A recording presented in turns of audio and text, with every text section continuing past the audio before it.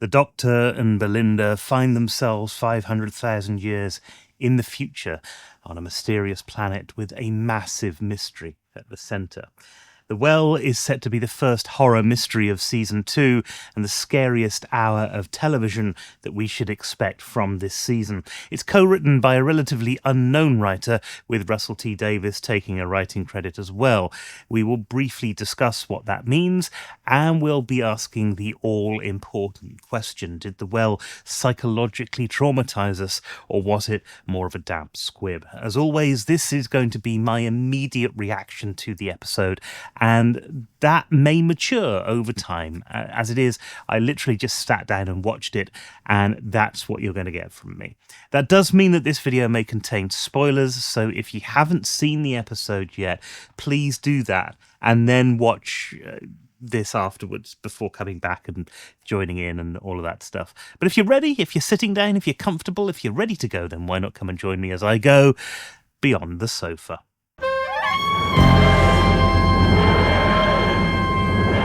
Hello, welcome back to the channel.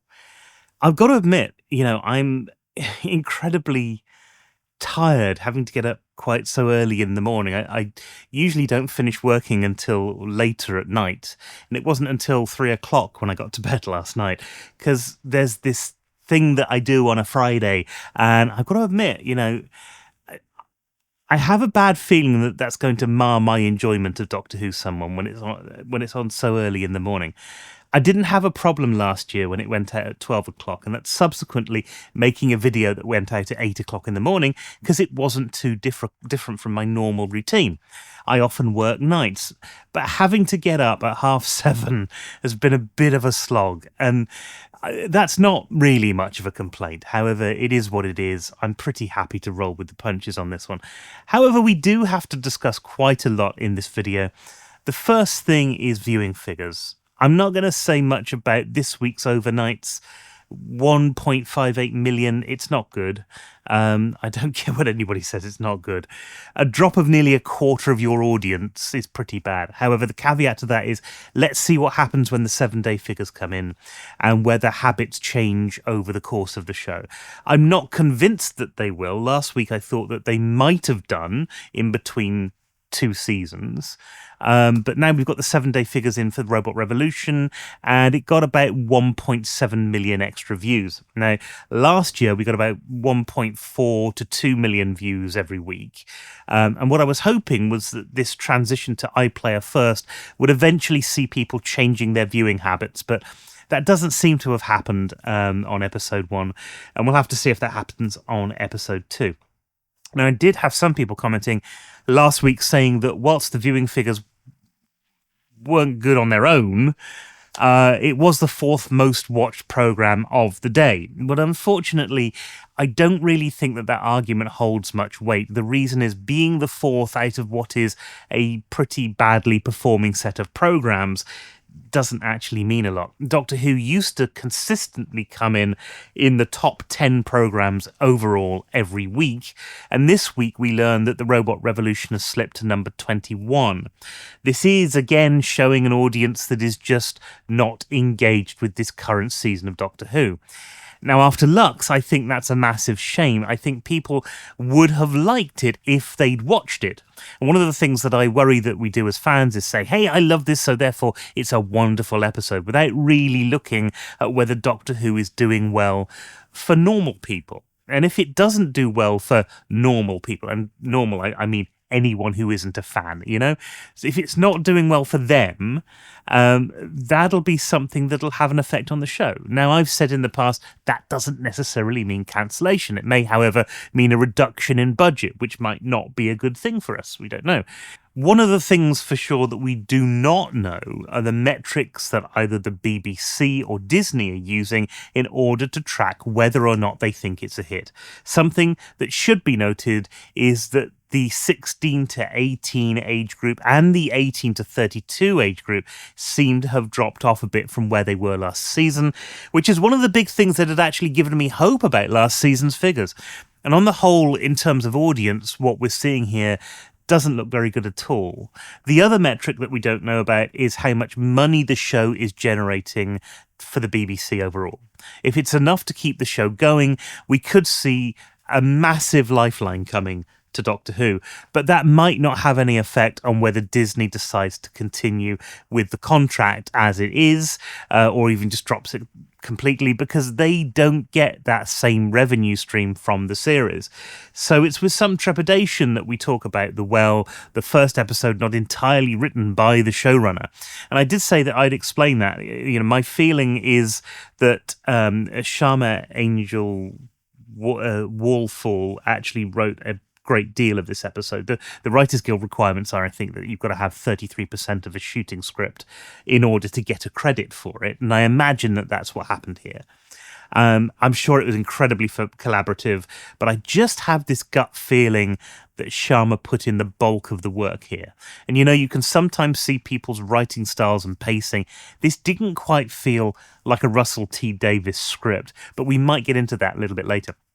I did say this is a relatively unknown writer. She's got 4 credits listed on IMDb, from Hollyoaks in 2017 through to Dreamland in 2023, which is the latest thing she's done. And to be honest, if you are a professional writer, that's sometimes how it goes.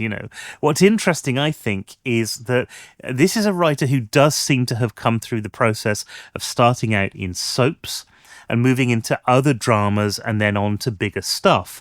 And what I find interesting about that, as somebody who is still plugged into a few groups and still talks to some writers, is that they're finding it increasingly difficult, having started in soaps, to get other jobs in television. Soaps used to be the way that every writer would get their start. And I'm only talking about 5 or 6 years ago when that was the case. And now I've heard a lot of people saying that producers are looking at resumes and they're going, but you write soap opera, and assuming that that's all that they can do. So I'd like to give some plaudits to Russell T Davies here, who has recognised that writing soaps, writing that sort of drama, that week in, week out stuff, it's the sort of thing that is bread and butter to a starting writer at the beginning of their career. That shouldn't hold people back later on, especially because the people saying, but you're a soap writer, are the very same people who 5 or 6 years ago was saying, but you haven't got any writing experience. Why don't you go and write a soap? Anyway, I should get off my soapbox for a moment. I'm sure people don't really care about that, except to say that if you want new and interesting television, you have to let new and interesting people come up through the business. And with that said, onto the well. And I was excited for this episode. And then there was that opening sequence, and just my whole body went, ugh. Because I don't know quite what it is, but I felt that we're treading on old ground with that opening sequence. I remember when Buffy the Vampire Slayer first started, and every single week they had to recap the premise, the only girl in all the world who could do the thing, just in case you didn't know what the show was about. And American television used to do that a lot. In fact, it still does in some cases. But British television never really did that. And I know they need to set up the overall story, but this opening felt really clunky. There is nothing here that we haven't heard before. There's a nice moment where Belinda realises what's happening and how much that of an effect it would have on people. But there's not very much weight to it, because sooner rather than later the Doctor whisks her off to get changed, and suddenly all thoughts of her parents are gone. It made this opening feel a bit trite, a bit missing. It didn't have the narrative heft that we really should have had when those subjects come up in the show. And honestly, I felt like that scene was an afterthought, and it felt to me almost hoping that it would feel too disjointed in the show, because that would mean the rest of the show would be better. And also, we're going to get a wardrobe change every episode now.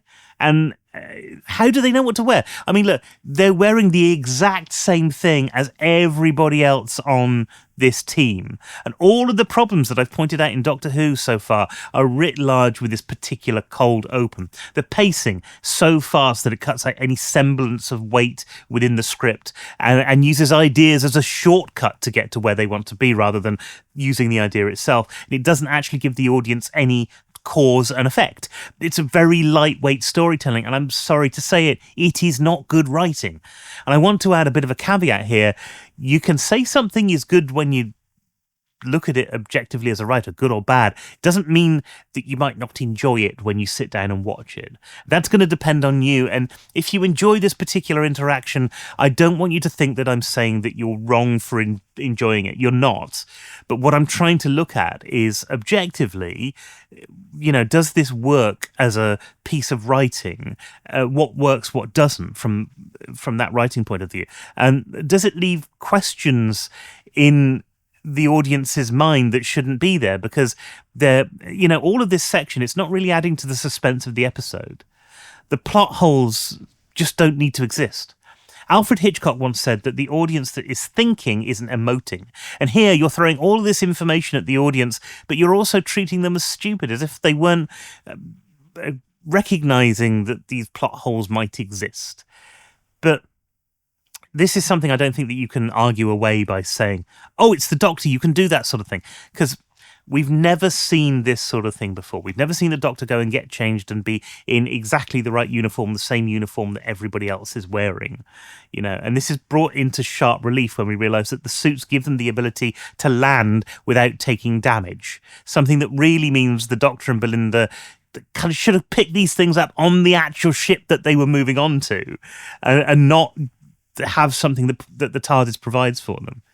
And it felt to me just that they use this just so they could get some sort of popular music track playing in the cold open. This is basic stuff.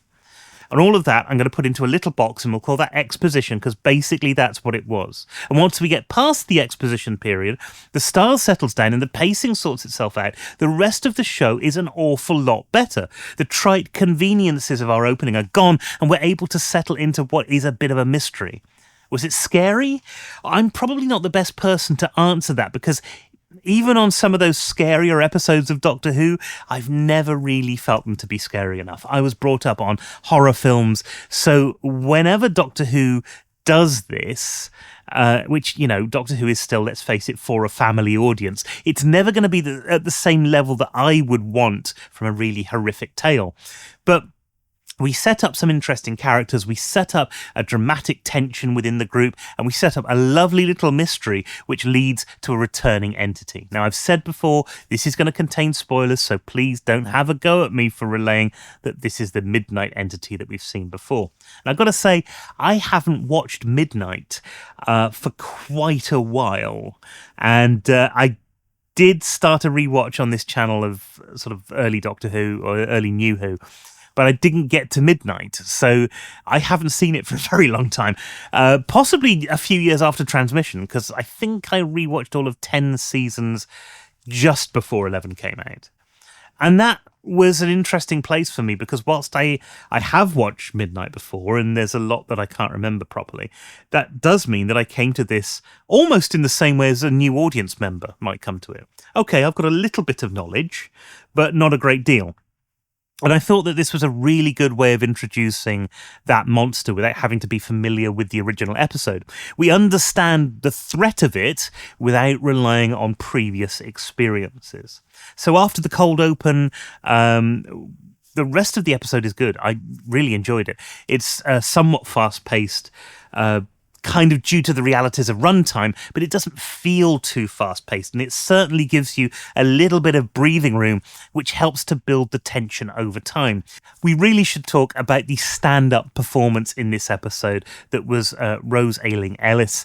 Throughout the reviews, I've constantly said the cast have been good. Nothing that I say that is wrong about an episode has been a casting problem.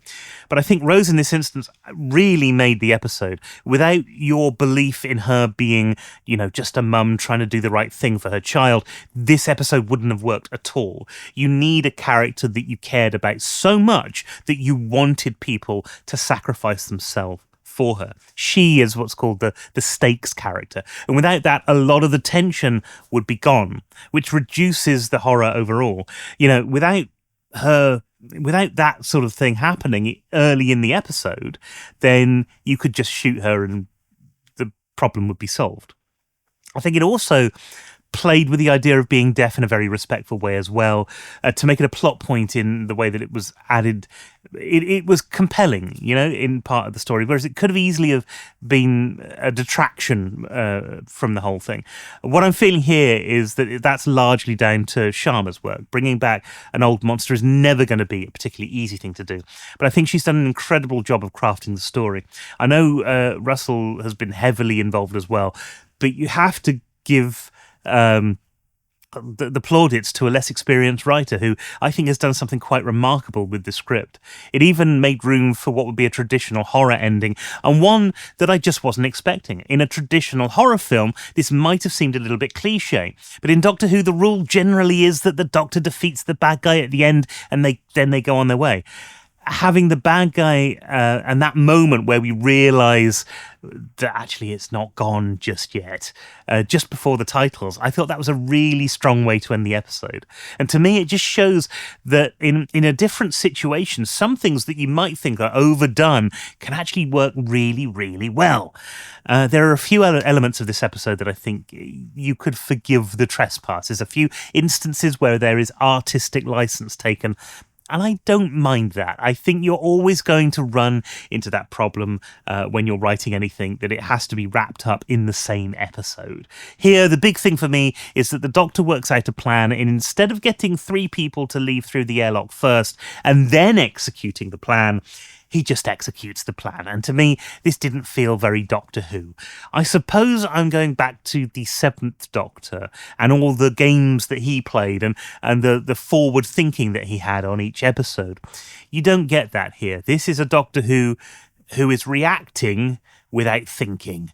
And perhaps had we seen a little bit more fear from him, that would have worked a little bit more. As it is, if I can think of a way around a problem and the Doctor can't in the same space of time, I sometimes feel like I've been a little bit shortchanged.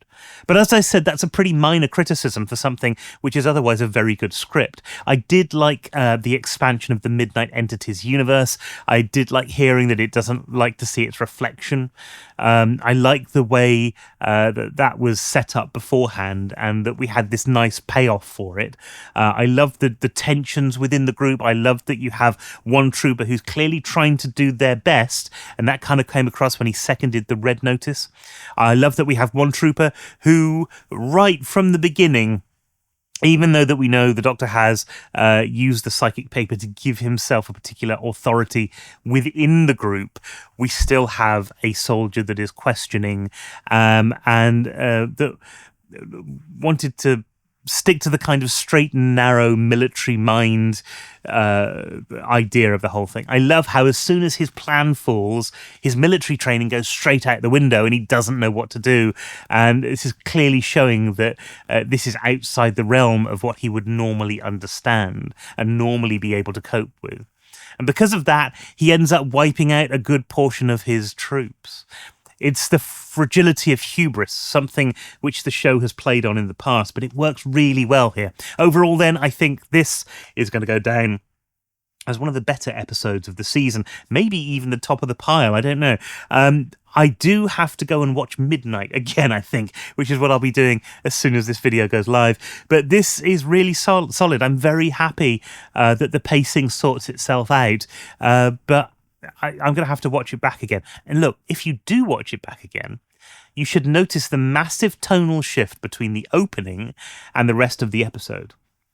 And that really illustrates the problems that I have with other parts of the era of this show, and something that I hope that they can get away from.